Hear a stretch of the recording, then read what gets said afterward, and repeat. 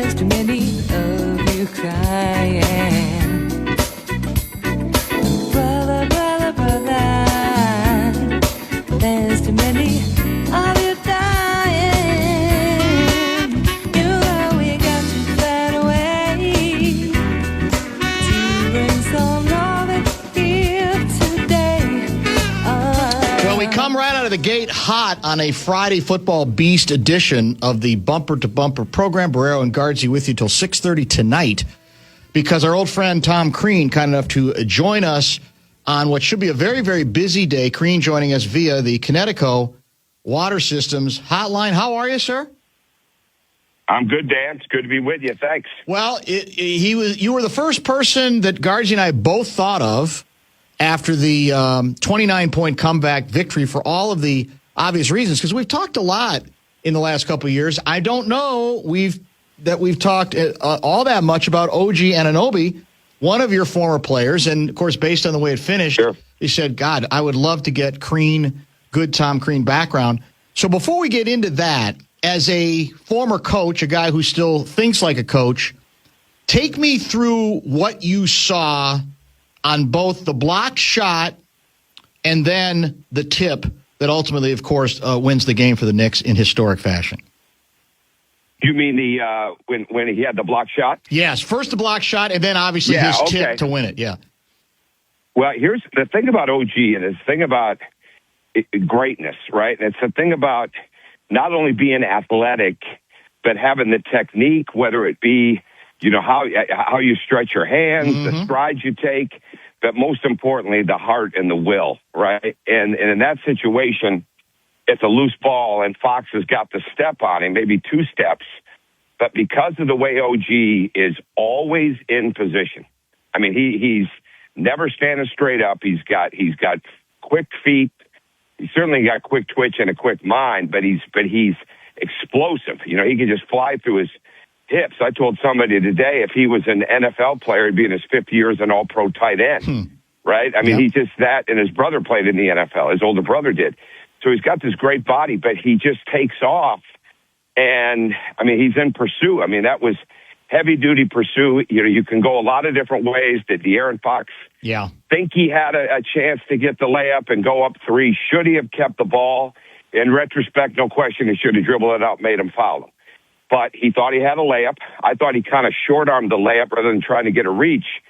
It was really not that much of a challenge for OG, but because he just was so fast and he doesn't waste steps and he takes big strides and all those things in a game truly of not only inches, but of millimeters, you know, that's the difference. And that's exactly what he did in that situation. And I think in the tip, fantastic job of he understands the space, right? They weren't on him in the inbounds. Everybody in the gym knows the ball is supposed to go to Brunson. It does go to Brunson. And instead of OG, who is absolutely wide open at the top of the key, waiting for a return pass, he's seen it, you know, so many times. Jalen Brunson starts to go right, and OG just makes a hard, straight line, beeline to the basket. No wasted motion, no round off, no hesitation, no I'm open, throw me the ball. Just completely runs, and he is there before they even really realize that he's there, and just does such a great job with high pointing that ball, with tipping. And I say this to people all the time with development. OG could have done the same thing with his left hand. I mean, he is such a two-handed player, right? He can score up either foot. He can score up either hand. He can defend with either hand. And people will say, well, that's natural. Well, no, it's not, right? There's a lot of people that are so dominant with one hand, especially defensively, that they're not as good with the others. And one thing that we always tried to do with our players and was make sure that they could score with either hand, drop either shoulder, but defend with either hand equally and be a two-handed player constantly. And he's just so good at that. He's so strong and so quick. But again, it's all an example of not wasting any time, not wasting any motion, not wasting any steps, and just absolutely being on point with exactly what he needed to do, and it worked out great for him, for them. What do you remember about him when you coached him at Indiana, going back to the beginning? Oh, tons. tons. I remember how devastating it was when he got hurt with 18 games to go in his sophomore year. I'll never forget that night. And I was too naive to think that I was already in a tough on-the-clock situation with losing my job, with losing a player like that. But you learn quickly it doesn't matter. Injuries, a lot of people talk about injuries are important, but there's very few administrations and things of that nature that are ever going to look at it that way. But it really hurt us. But it hurt so bad to see him be hurt because he had all off season. He had a very good freshman year and came off the bench, but was fantastic for us. I mean, there's no way we win the Big Ten without him. There's no way we go to the Sweet 16 without him. He had some phenomenal games inside of the non-league, but especially inside of the conference and in the NCAA tournament. And in that offseason, he didn't go in the draft, so right away now it's looking like he's going to be a projected first-round or lottery pick. And the problem was he had an injury. Yeah. And so from mid to late April on till late September, he couldn't do anything with contact. Everything had to be 1-on-0. There was no way we could work. And contact and establishing, playing through contact, making decisions against contact, all those things are a huge, huge part of development, and we didn't get any of that with him. But he had a slow start to this sophomore year. I probably could have coached him better, but he was just missing a few things. He didn't have his rhythm yet. He'd been out for a while, but he was really rounding into form when he got hurt, and it was just a devastating injury at Penn State, going up for a rebound. He comes down, he tears his ACL. But there was no question when we started recruiting him that the athleticism stood out, then the basketball skill that he had, especially with coming off offense, off film, stood out. But him as a person just blew you away. So, he became an absolute priority recruit, even though he wasn't, I think he was like 275, 278, something like that in the rankings. But it didn't matter to us. He was a priority, and I thought he'd be out in 3 years max. And if things went right and he really made the jump we thought he could make, then he could be out in 2 years. And he was still out in 2 years even with the injury. Yeah, what's interesting, in the league, around the league, as you know, he's not underrated for what his value is. But he's underrated in the media and by the national spotlight because he's not a guy that it's crazy to me. He is an outstanding player, and he's been for a long time. People forget even as a rookie, Dan, he started. Now, when he was drafted by Toronto 23rd, no question in my mind, they thought they were going to redshirt him that year, right? He was coming off that ACL. I don't think they truly believed they were going to get that quality of player in the first year.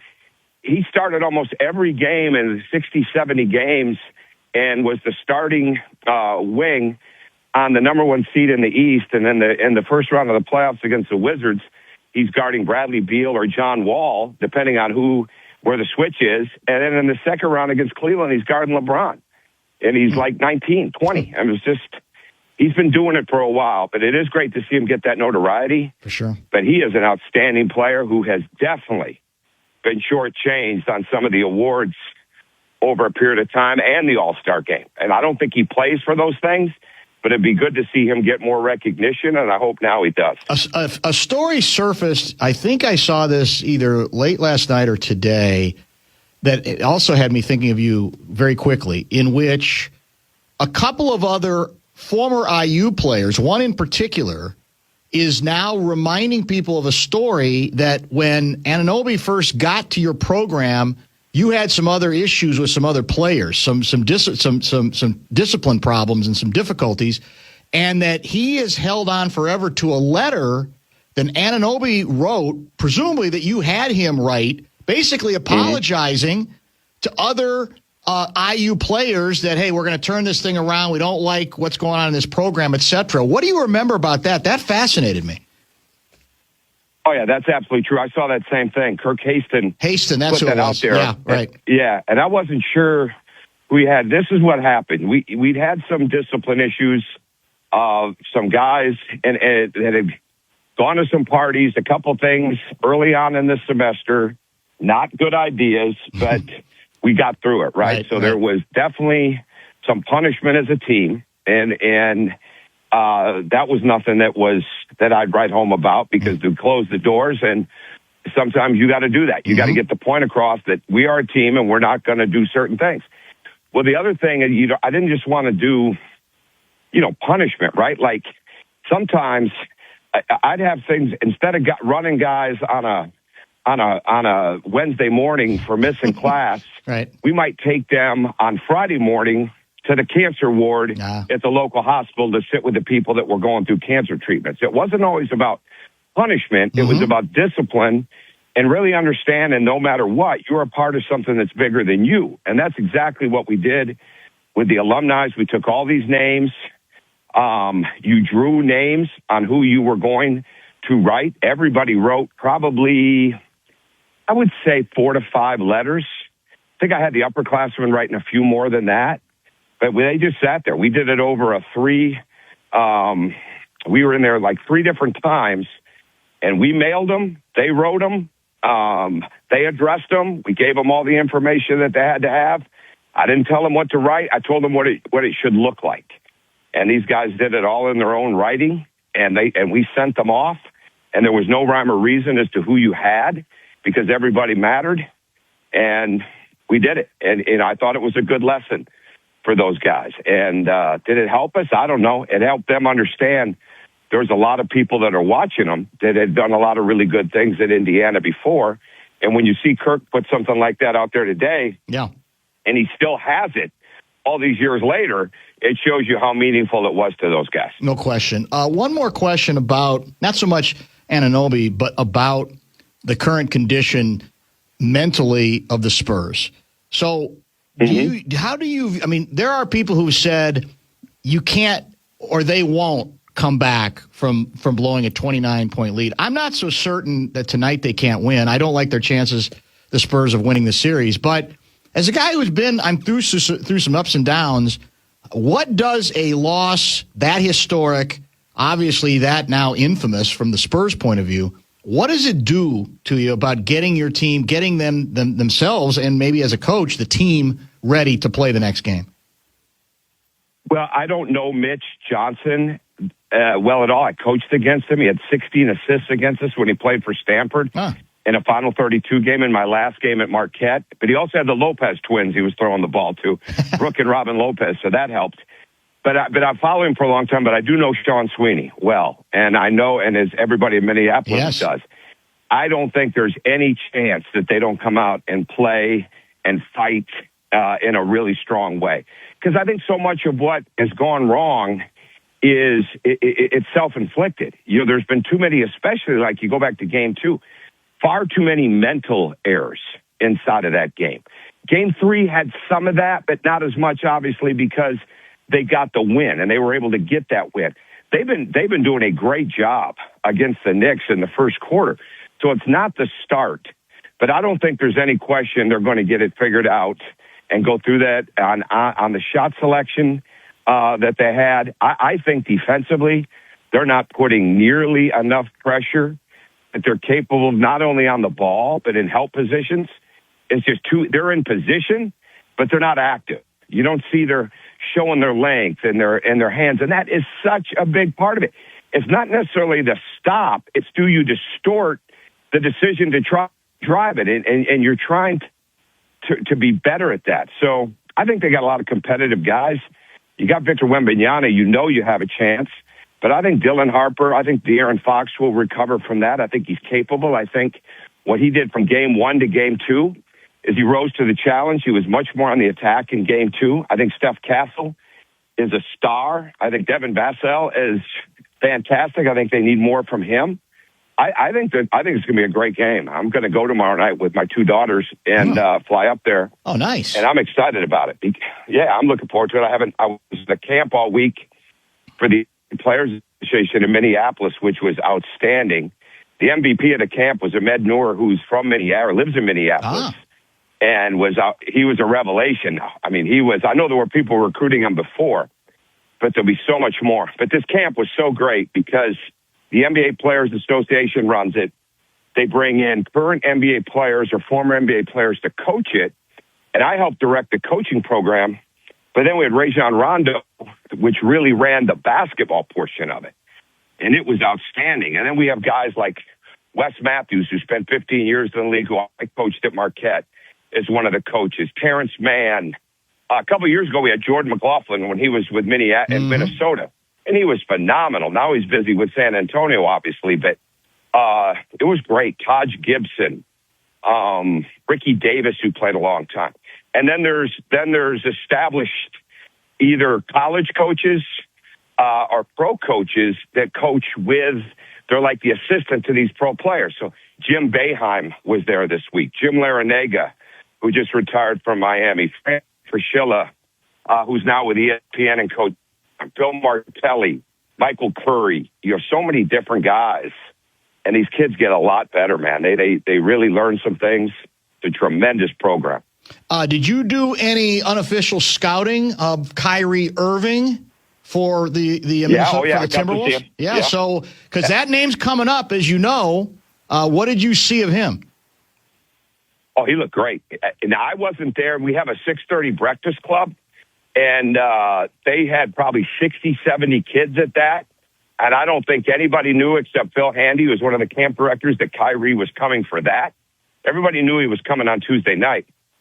But he was phenomenal from everything I heard on that. But then I was there for all of it on Tuesday night. He looks outstanding.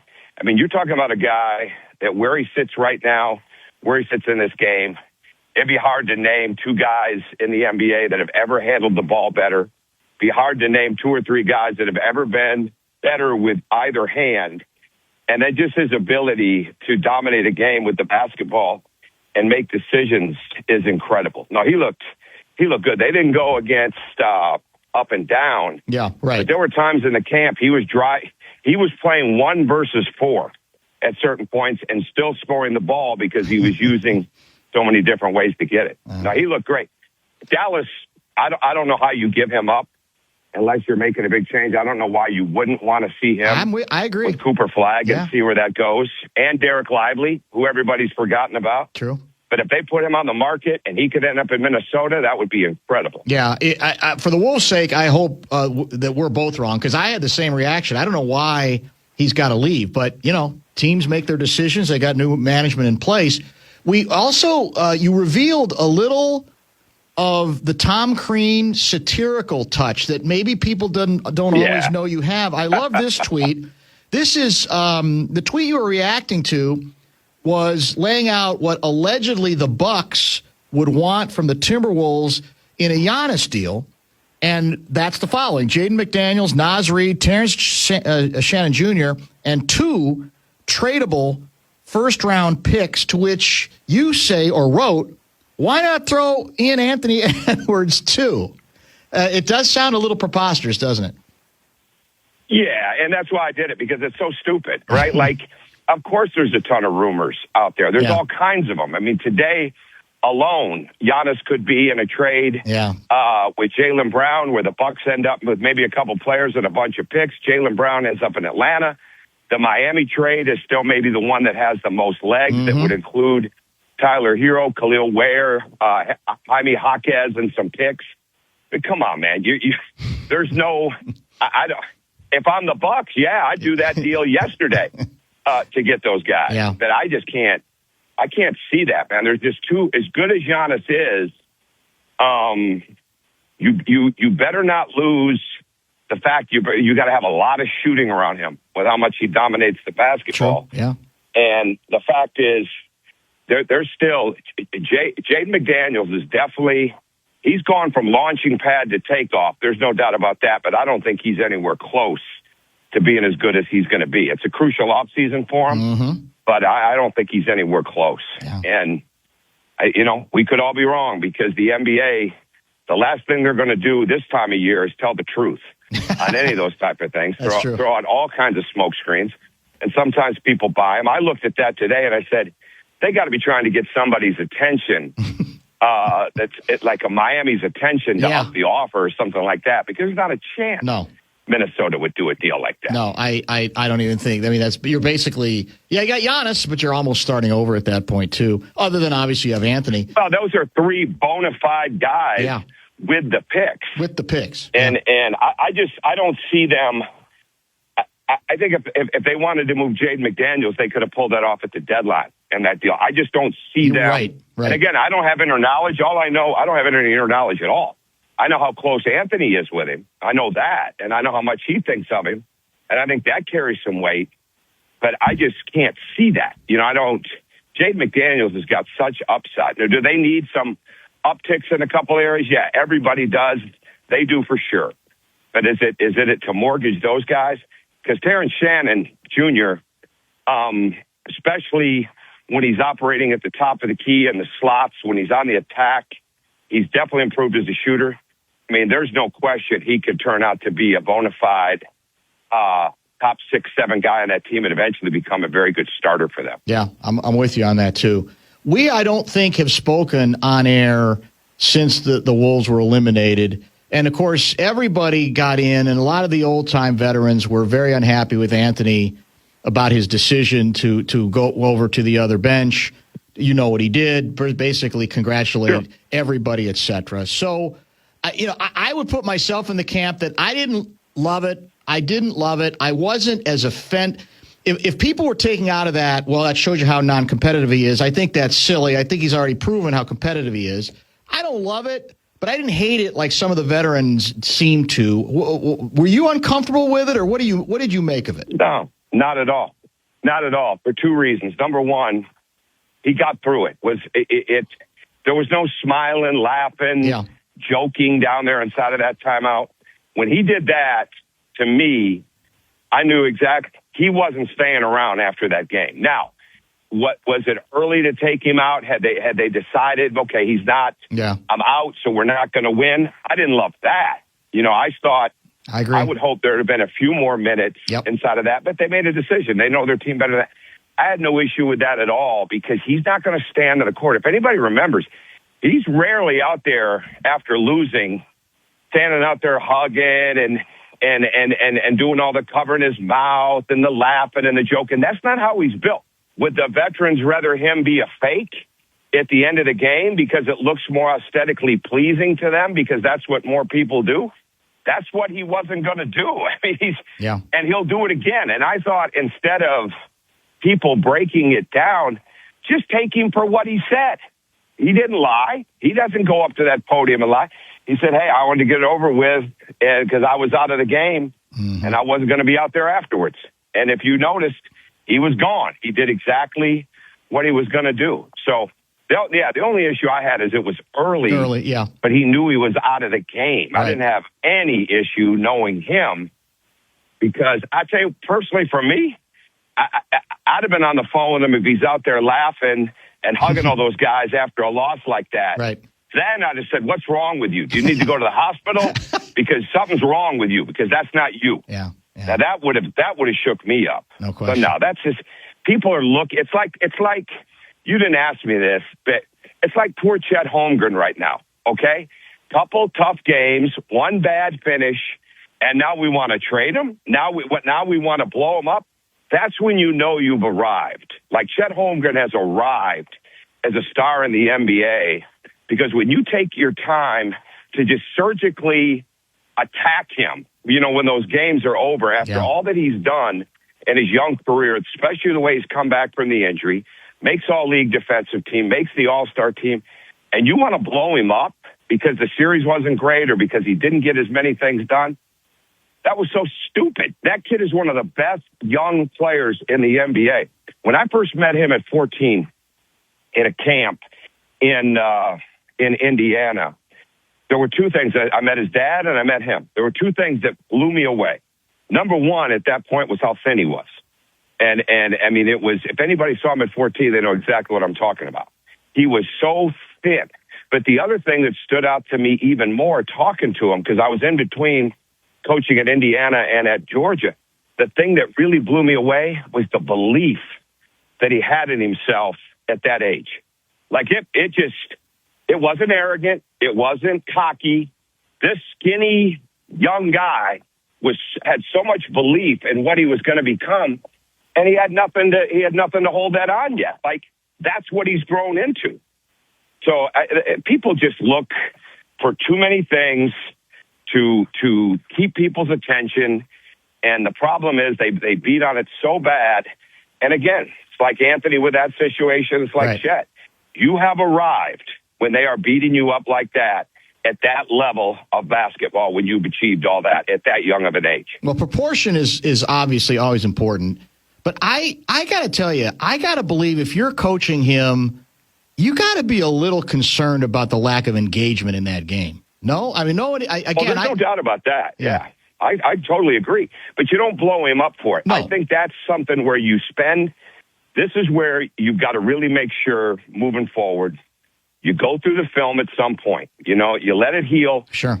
But I know this, okay? He was back in the gym quickly, like especially back. He may still be in Minnesota now, but I was texting with him a few different times because I've known him that long a period of time.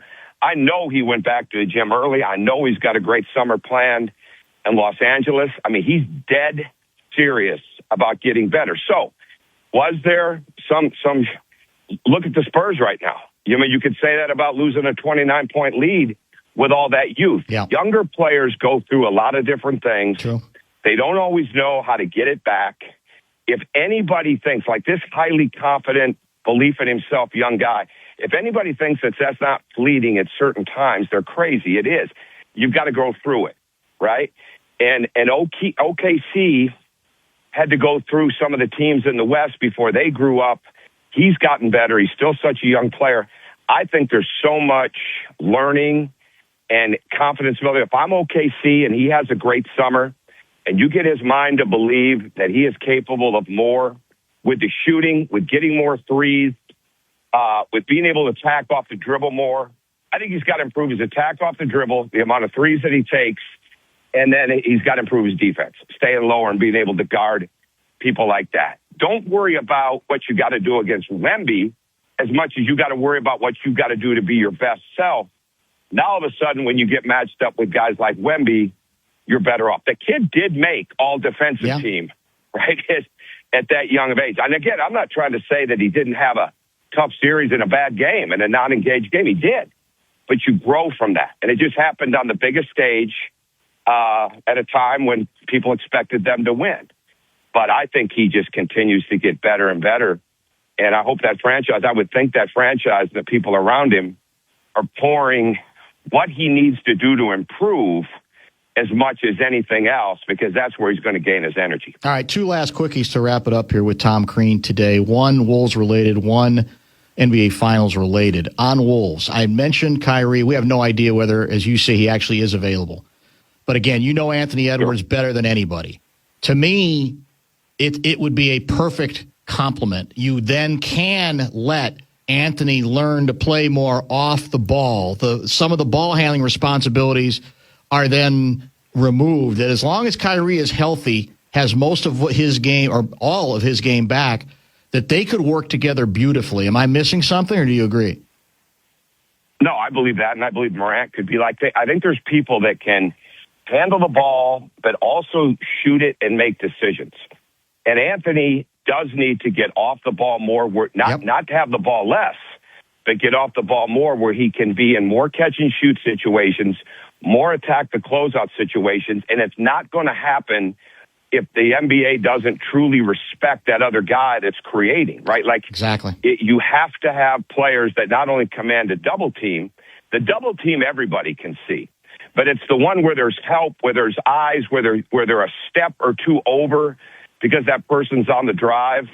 That's a big thing. Like when you look at OG Anunoby, one reason he doesn't get enough credit defensively, people game plan like crazy away from him because they don't want him in the action. They don't want him to be able to switch.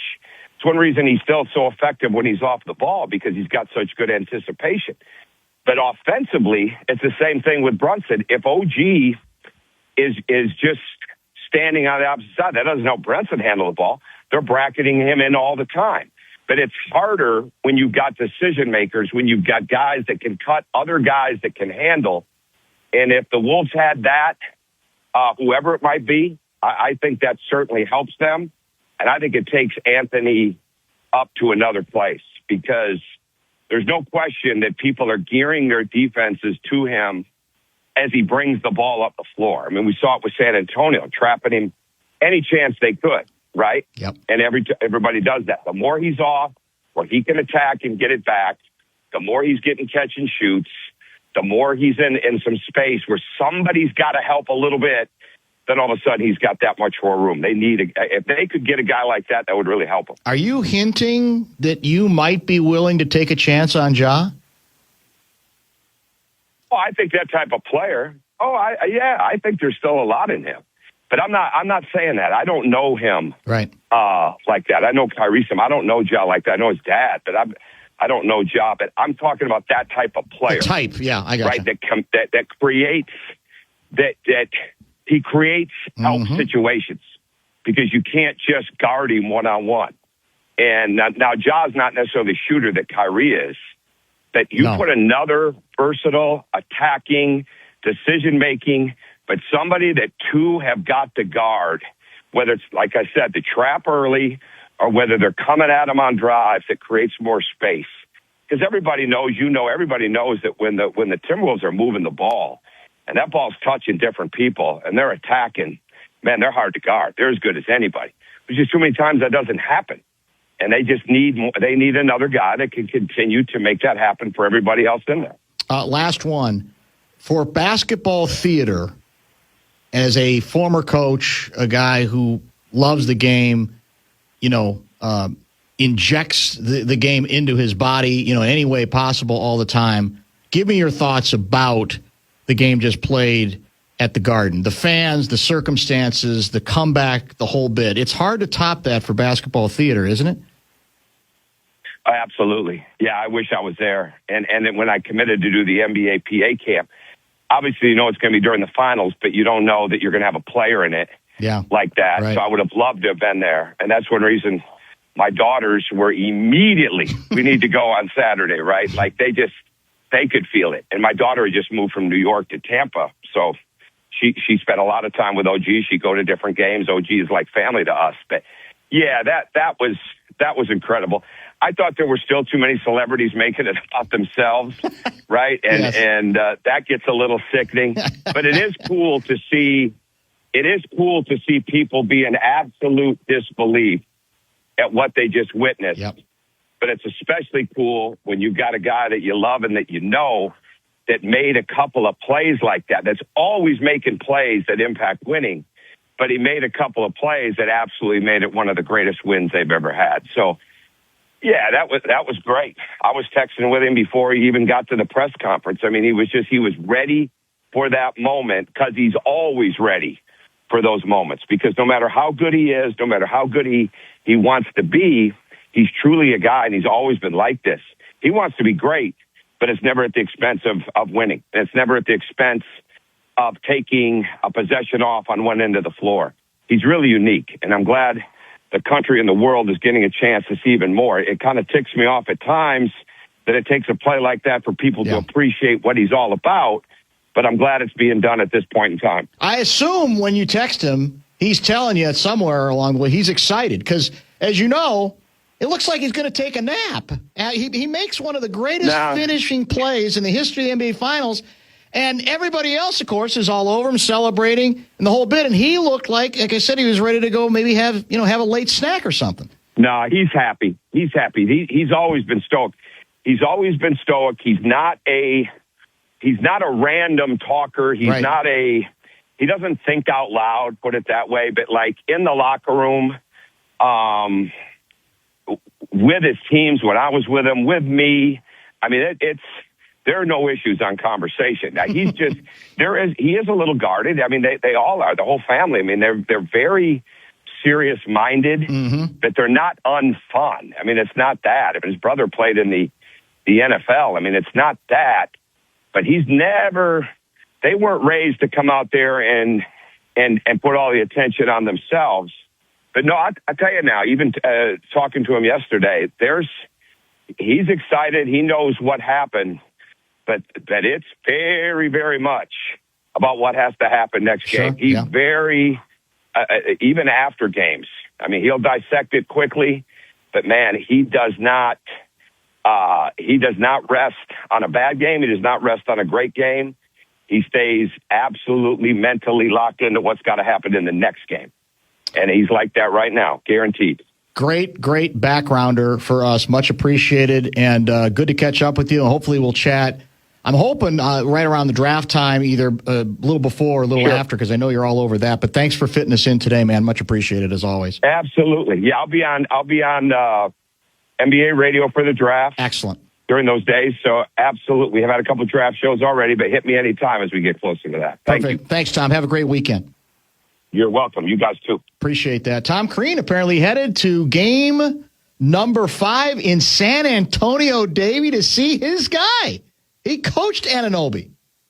Great background from him all across the board. Let's get caught up. Lots to cover on what we have coming up on this very special Friday Football Beast edition of the Aardvark. Stay tuned. You're listening to Barreiro on The Fan.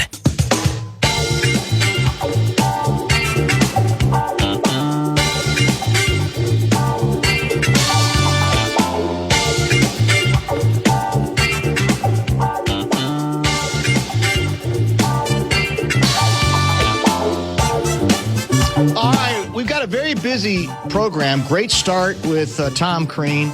Every time we have Crean on, the first name that comes into my head is Majerus.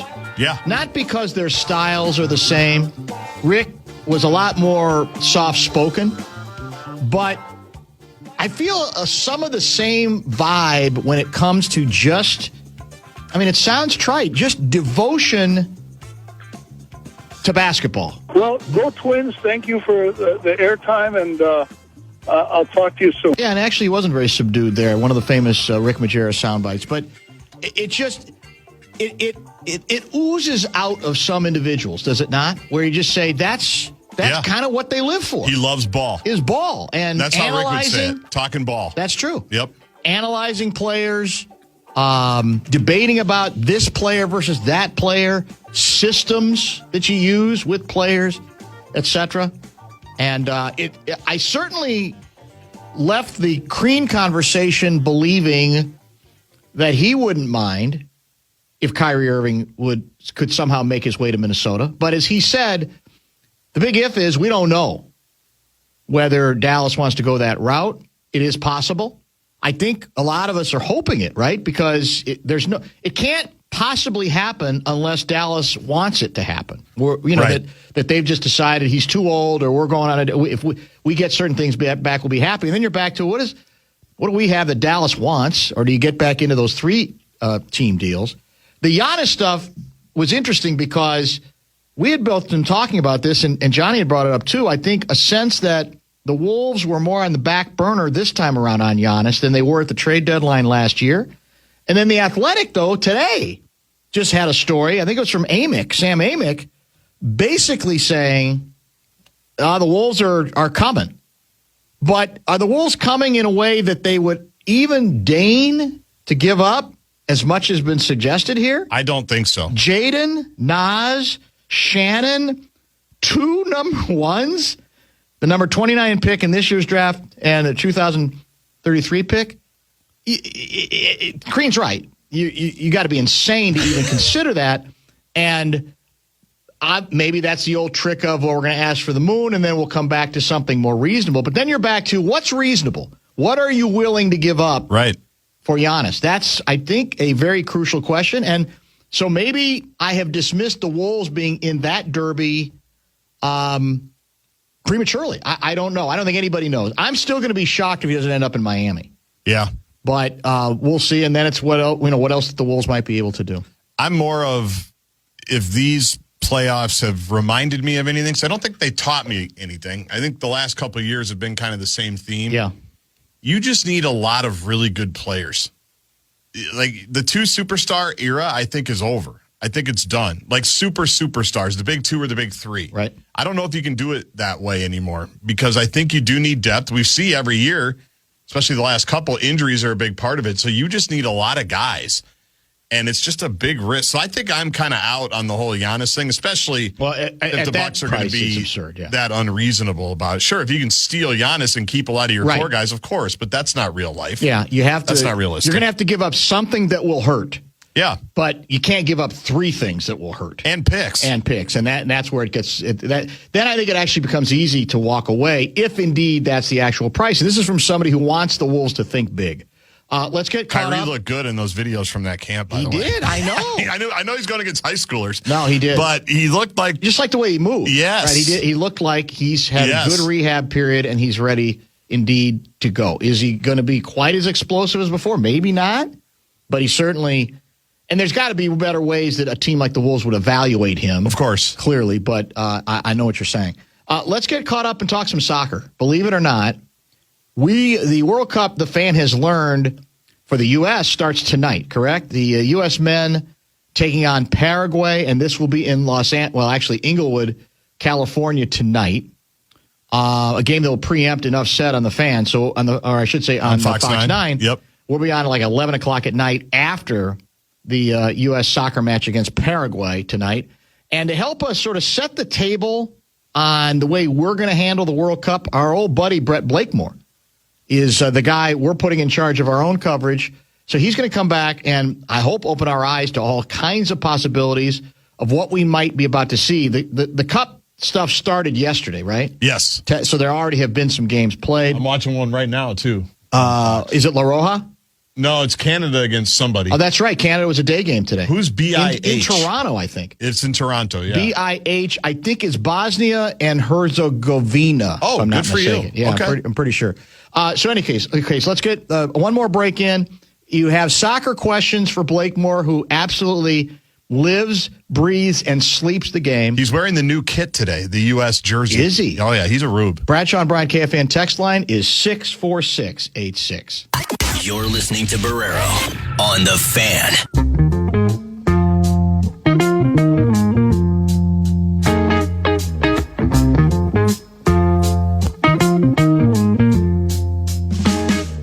USA versus Paraguay tonight on The Fan, right, Guardsy? I don't know if it's on The Fan. I It's just not like on the saying schedule. that. It's probably not, but...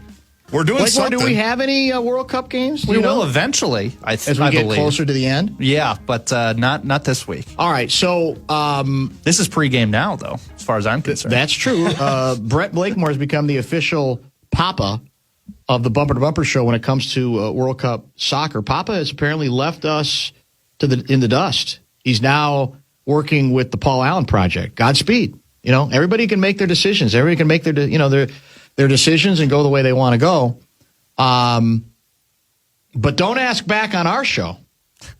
Right, Guardsy? I mean, you make your decision, you make your decision.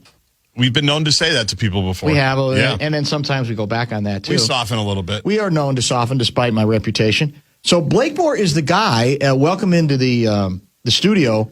It's weird to be in this room. It must be, yeah. Yeah. It must be very I strange. have 5 screens in front of me. Yeah. Worried about the forecast. It's nice, actually. Liberating a little bit? Yeah. It probably is, yeah, for sure.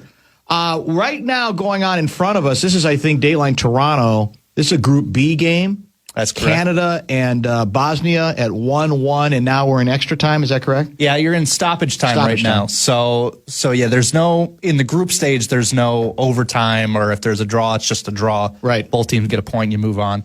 But to me, this would be 2 drop points for Canada. I mean, Bosnia is good. Yeah. And they were the ones that put the nail in the coffin for Italy missing the tournament entirely. Okay. But to me, this is a game on home soil. You got to win if you're Canada. And I think they have like 65% possession. They're not doing much with it. Interesting. So yeah, it'd be 2 points dropped for them if All they right, lose. so Or U.S. draw. starts tonight against, as I said, Paraguay. This is a game in L.A., in Inglewood, what's called SoFi Center, but except you can't call it that for the World Cup. Is that true? Is that what I was told? I think it's like Los Angeles Stadium or something. Seriously? I Yeah. think that's what they're. So that's what we're calling it? Yeah, like MetLife is New Jersey Stadium. Yeah, makes no So sense. give us your sense of, before we get into the opponent and maybe the matchup itself, give us your sense of where this team rightfully should be put going into this thing. And if there are signs on the basis of games leading up to this or personnel or whatever you have, you attempt to get to have a feel for whether there might be a breakthrough here? What do we need to know about all that? Well, I think as far as the U.S. talent level, it's the most talented U.S. team that's ever been assembled, period. It's the most players that are in Europe that are playing for big clubs. They're playing in the Premier League. They're playing in Italy and Spain. That just hasn't been the case. Like if you were watching in 2010 in South Africa, that you might have had one. And we've got a whole starting roster of guys that are over in big clubs. The problem is that they're not the stars of those big clubs. They're role guys. They're guys that, with the occasional exception. So there's still a skill difference. There still is a gap, but the gap has never been smaller for the U.S. team. The expectation should be winning this group and getting out and playing a second or third place finisher in another group, to me. And then you're on your own after that. Does that make tonight's game, match, whatever, must win? To me, yes. I think a draw would be a huge letdown if they drop any points today because, I think they can beat Australia, the Socceroos. I'm sure they're going to play hard, and they've got players that I'm not familiar with, but that seems to me to be a win. Turkey, I think, is what they're going with now. It's not Turkey anymore. Yeah, that's true. Yeah. They're trying to rebrand. That's going to be the toughest game, and you don't want to go into that game needing a win because you screwed it up and you didn't play well against Paraguay to open. So this is a massive must-win game, and I think they can. Did we update us on our coaching situation? Did we make a coaching change after the last Cup? If we did, give us a little background on, because I need a refresher. I'm sure we talked about it, and who we ended up this time and what that change indicates to you. So in last World Cup, it was a guy, Greg Berhalter, MLS, American coach, MLS coach, MLS lifer. He had some family connection within the U.S. soccer organization. So a lot of people thought, Nepo hire, here we go. And he was fine. But a criticism of mine has been they've always just gone for the American coach that coached in MLS. And then when they get to play England, they get outmanaged. And they've never really taken the shot to get, a bona fide coach in. Well, now they have. Berhalter has gone through some drama. And now they went and got investors to bring in a proven European club coach in Mauricio Pochettino, an Argentinian. He coached my club, Tottenham. He coached Chelsea. He coached just all over Europe and with success everywhere he went. So really, to me, that takes the excuse-o-meter off of the, and puts it more on the players. In years past, you go, well, yeah, we've got talent, but they're MLS coaches against these world-class guys. Now we've got a world-class coach. That's not an excuse anymore as far as I'm concerned. Now it's just on the players. Interesting. All right, let's make this a top-of-the-hour break. We got more on soccer with Mr. Blakemore. We do have a final in Canada versus Bosnia and Herzegovina. It does end in a 1-1 draw in the Group B side. Keep the questions coming. We've got a bunch. We'll run through some of those as well as we set up U.S. versus Paraguay tonight.